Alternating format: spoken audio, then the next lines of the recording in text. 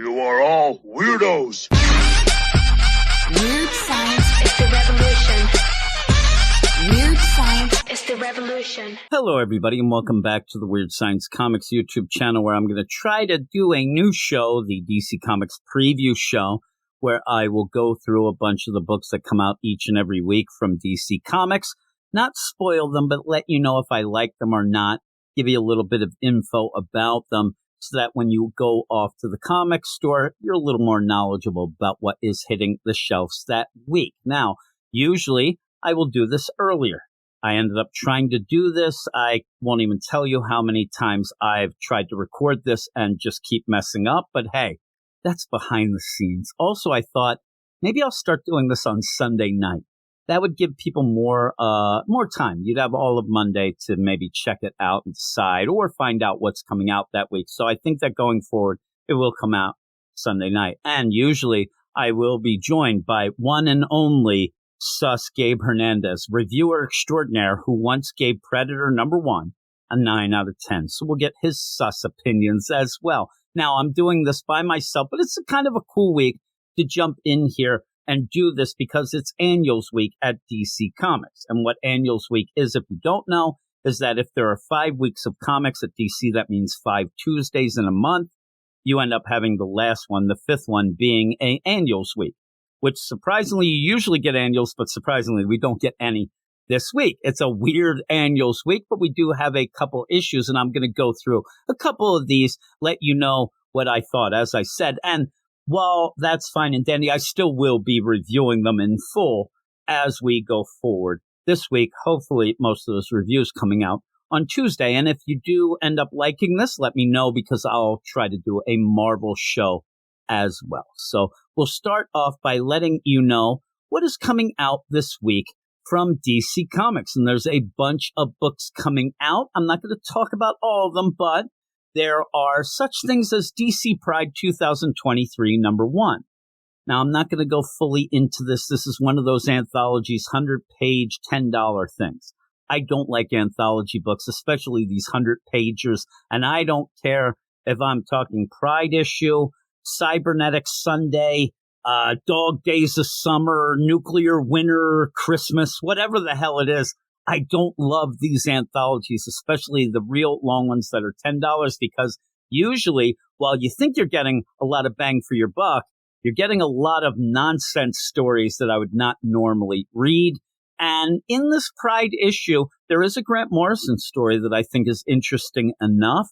But overall, I just found it a little overlong and kind of boring. Now, don't yell at me. I know talking about these things is a minefield. You have to tiptoe through. I'm just being honest. I was pretty bored reading through it. I did read the whole thing. And if you were interested in it before, I'm not going to tell you not to buy it. I think that you should just go buy it. If you were interested, fine, go and buy it. But I was kind of bored. And I'll tell you what I usually do with these anthology books, all of them, is, and we've even stopped talking about most of the anthologies like this, these 100-pagers on the podcast, because it's just, you don't really get a lot from them. But if you end up doing what I do, and this is kind of a podcast thing, though, as well, is what happens is I don't, read them. I read this one, but usually don't. And then later on, something pops up. See Cybernetic Sundays. Oh, okay. And I'll go back and read that story that it's, telling me to go back and read. Or if something like one of the things recently was that Death of Superman deal that I didn't read it because, again, I don't read these things usually, but then it came up because that Doombreaker ended up being in the Dan Jurgens Young John deal in Action Comics. So then, okay, it's a little more important. I'm going to go back and read it. I read it. It was okay. But now I'm in the know. That's how I take it. And also, when that happens, it's usually later on in the game, and you can read it in the app for free. You don't have to spend $10. What do they think? We're Rockefellers? Seriously, holy moly, what do they think you are? Like pulling up with a rickshaw? You're so fancy. But yeah, this DC Pride deal, as I said, I was kind of bored. A lot of stories of people standing around and talking. But we'll move on to a book that I will go into, Detective Comics number 1072, and that is obviously by our man Ram V. Ram V writing, Ivan Rice and Stefano Raphael on pencils, and then you have a backup by Dan Waters which is pretty good. Now, I'll tell you right now, don't hate me, right? I'm not a big Ram V fan. I never have been, though. I think that the Layla Starr book, that's incredible. But the stuff that he's done at the big two, I find pretentious and boring. But I'm not saying that I'm judging anybody for liking it. I recognize him being a good writer. It's just not anything that clicks with me. It gets a little metaphor-y. It's very narrative heavy, and it ends up being very fancy. And if anybody knows me, you know I'm not fancy. So with that, I think that his writing fits better in stuff like a Swamp Thing than a Detective Comics, but some people are digging this Detective Comics. Now, I'll just give you a little background of my deal with Detective Comics. I think that Ram V is telling a story where he keeps adding things on top of the other without really explaining a lot of the stuff that started out, like the Music Box, Barbados. You ended up, what else? The Reality Engine, the Asthma, the Werewolves in Gotham. You end up having the Organ Place. Then you throw in Ra's al Ghul and the League of Assassins, Vandal Savage. It's all going, it all swirls around in my head. And I think a lot of it was kind of left behind. Now, I do think that at this point, either it's because they need him to get to kind of a good stopping point, or maybe the story ends. I don't really know, but it feels like he's putting the pedal to the metal in this issue to get some action going. And I don't know how people who have liked the slow burn might react to this, because a lot of stuff, ends up, it's a bombastic issue. You have a lot of people running around and punching people. You have explosions and all this stuff. But what really goes, and what I really want to know in the comments, does anybody know what this Organ Place really is? Could somebody tell me? Because I think it's like the Mall of America, like in the middle of Gotham. You go in and like, oh my God, what a world we live in. They have a ice skating rink and 10 bowling alleys in this joint and 15 movie theaters. I don't even have that in my hometown. Oh my goodness. Because this whole play is that this Organ Place, oh my God, it's going to make Gotham great. Oh my God, a big grand opening. I'm telling you, I think Lady Gaga's performing here, but I don't get what it is.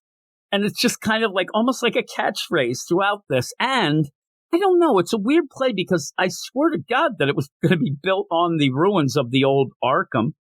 But now it seems like it's in the middle of town, like where the tower would be. And I don't get it, but you'll have to let me know. Maybe I just missed something. But again, it almost feels like he's writing a story that's like Jenga. You got stacked on stacked on stacked. And then right in the middle, he like pulls out a little thing to talk about again. Somebody yells Yahtzee and the whole thing falls down. I don't know how Jenga works, but it's one of those deals. I think that if you've liked what Ram V's doing, you're not going to not like this. But again, I'm trying to desperately grab onto something, and I just never can. And this isn't an issue that did it for me. What I find out, and you'll have to let me know later on in the week, what I kind of got from this is everybody's yelling that they're doing something, but they never quite get to do it. Because then the issue ends and you're like, well, not much happened here. You kind of got people yelling and screaming. But the backup, though, by Dan Waters, I actually did like. I liked it. And it is a young Prince Arzen story.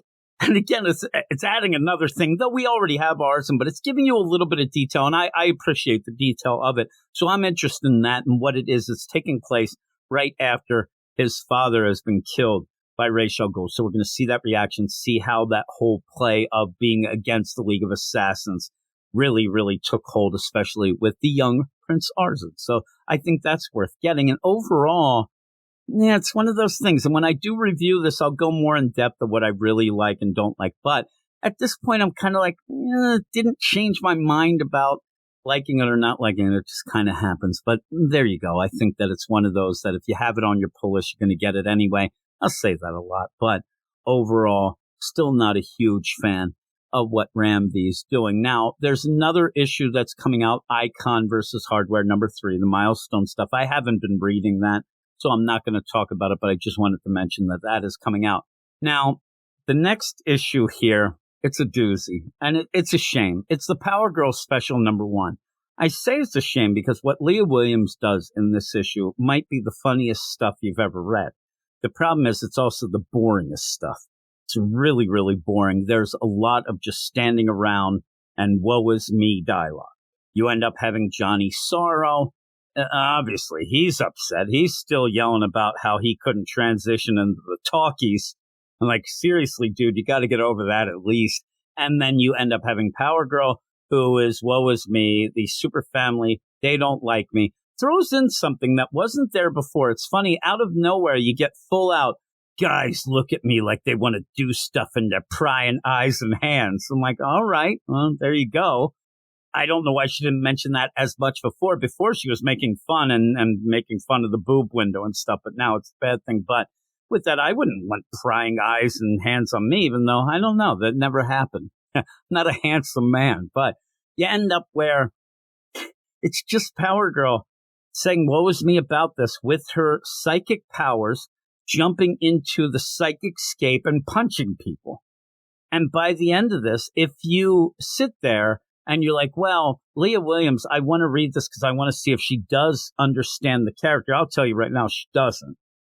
But at least by the end, you're going to fix some things. But in the funniest way, you fix it and then mess it up again. You have to, I'm telling you, this is the weird play about this. If I'm going to sit there and say what books you have to get this week, this is one of those where you almost, it's like you have to see it to believe it.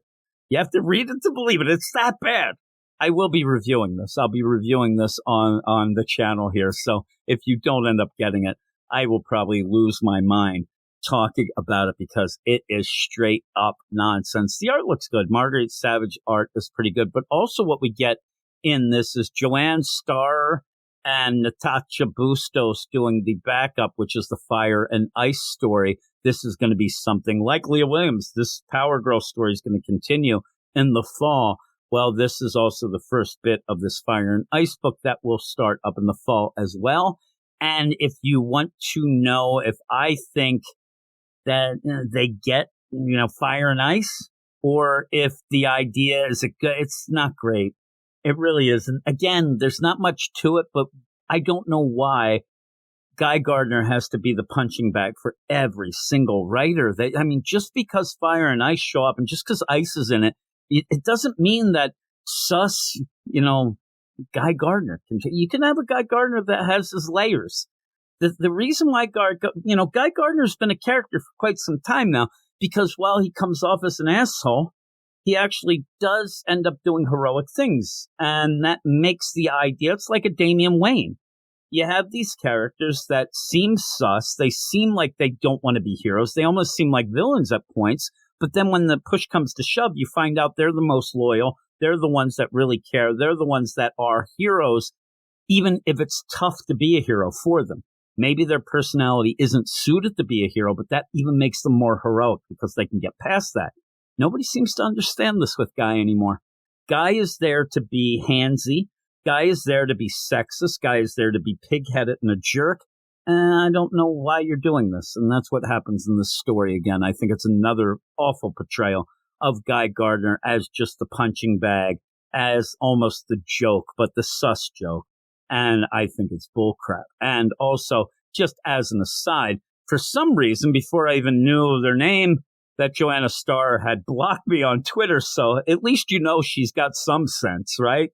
Who knows? But overall, one of the funniest but boringest issues I've ever read.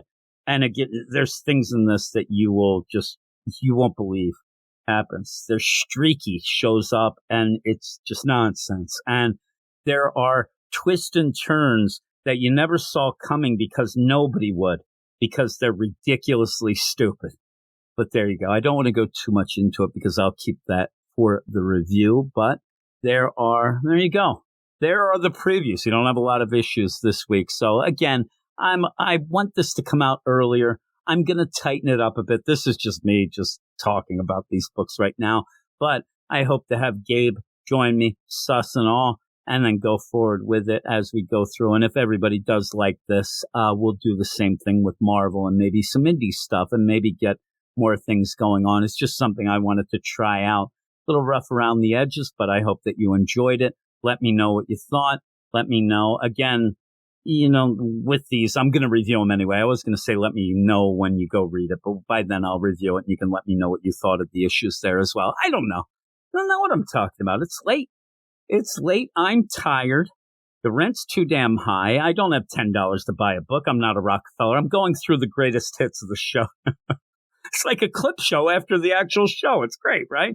But that's it. I won't prolong this anymore. Let me know what you thought, and hopefully I'll be back on Sundays to do this, give you a little more time to watch. But thanks, everybody, and I'll talk to you all later. You are all weirdos. Weird science is the revolution. Weird science is the revolution.